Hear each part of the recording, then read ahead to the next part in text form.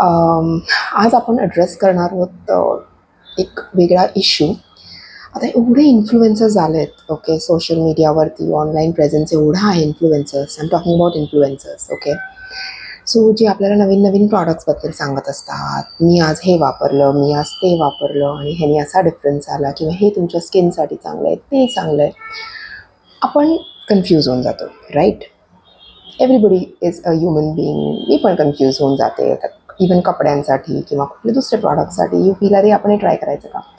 But when it comes to your skin and hair, general random products कोणी सुचवले online म्हणून तुम्ही ते घेऊ नका.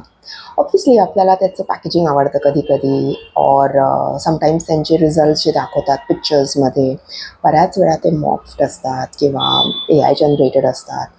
सो माझं काय म्हणणं आहे की जेव्हा पण असं कधी तुम्ही कुठल्या प्रॉडक्ट्सबद्दल विचार करत असाल, तुम्ही ऑनलाईन बघितलं असाल, तर तुम्ही त्यांची नावं लिहून ठेवा, त्यांचे ब्रँड नेम्स लिहून ठेवा.